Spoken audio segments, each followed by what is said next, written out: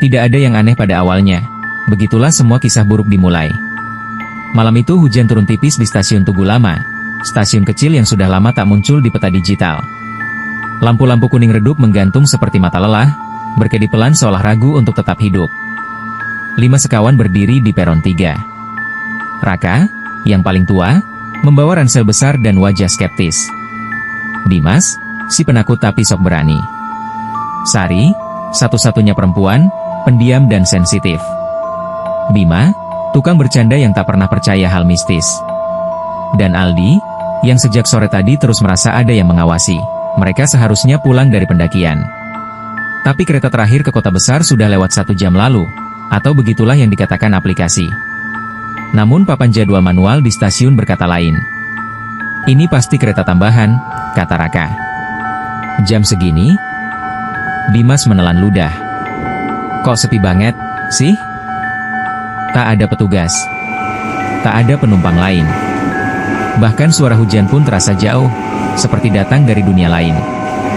Lalu, wus, kereta itu datang tanpa suara klakson. Badan keretanya hitam legam, kusam, dengan jendela buram seperti dilapisi kabut dari dalam. Lampu depan menyala pucat kehijauan, bukan putih.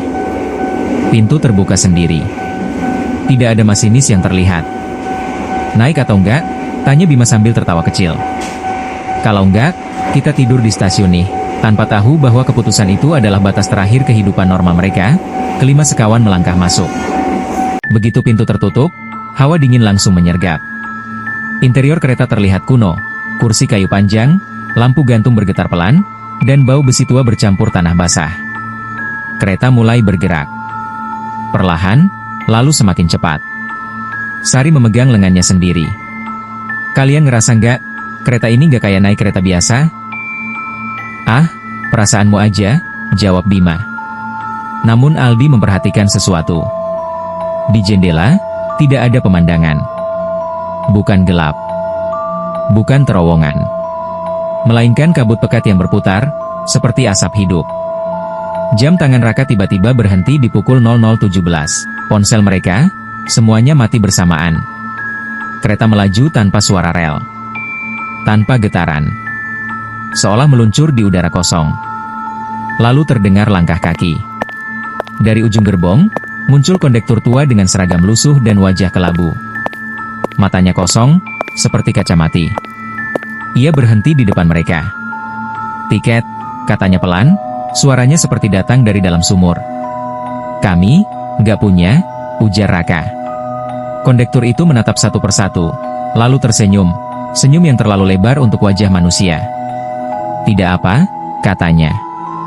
Kereta ini tidak menagih tiket. Ia menunduk sedikit.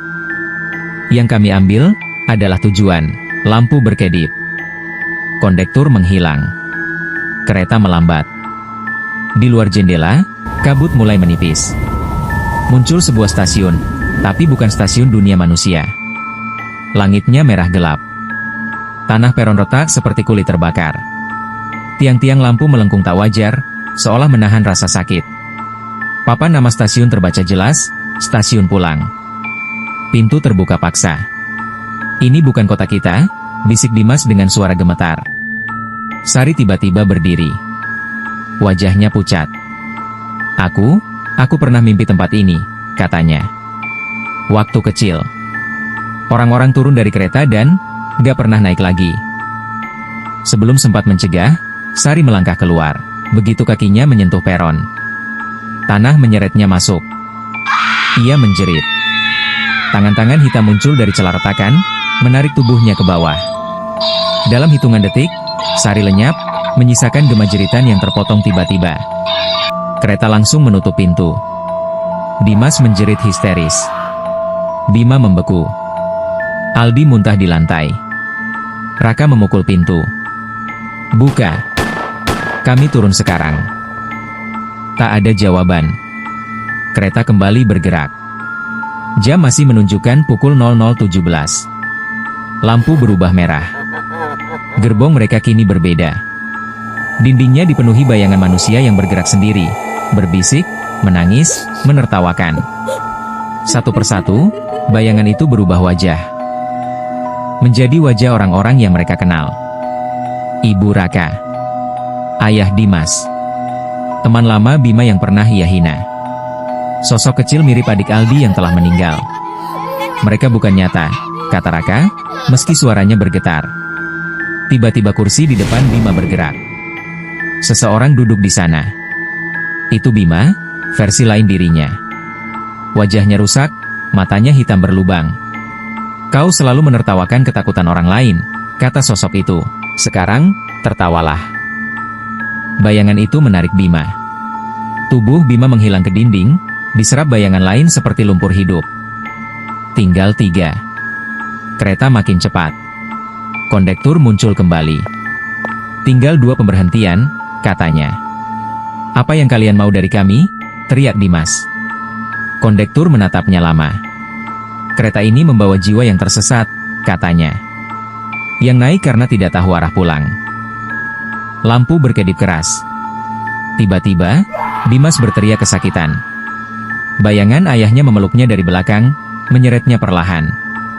Ayah, maaf, isaknya sebelum lenyap. Tinggal Raka dan Aldi. Kereta melambat untuk terakhir kalinya. Papan stasiun terbaca, stasiun pilihan. Di luar, 2 jalur bercabang. Satu terang, satu gelap tak berdasar. Kondektur menunjuk Aldi. Kau boleh turun. Kenapa dia? Raka berteriak. Karena dia masih ingat jalan pulang. Aldi menangis, menatap Raka. Aku gak mau sendiri. Raka tersenyum pahit. Pulanglah. Aldi turun. Pintu menutup. Kereta melaju ke jalur gelap. Aldi terbangun di bangku stasiun kota. Pagi hari. Orang-orang lalu lalang. Petugas bertanya, "Mas, dari tadi malam sendirian?" Aldi menoleh ke rel. Tidak ada kereta. Tidak ada peron 3. Hanya papan tua berkarat dengan tulisan hampir hilang. Kereta malam, pukul 00.17. Tidak untuk orang yang tidak tahu pulang. Sejak malam itu, setiap jam 00.17, Aldi selalu mendengar suara rel. Meski tak ada kereta yang lewat. Dan di mimpi-mimpinya, Raka masih duduk di gerbong terakhir. Menatap kosong ke jendela, menuju dunia yang tak pernah kembali.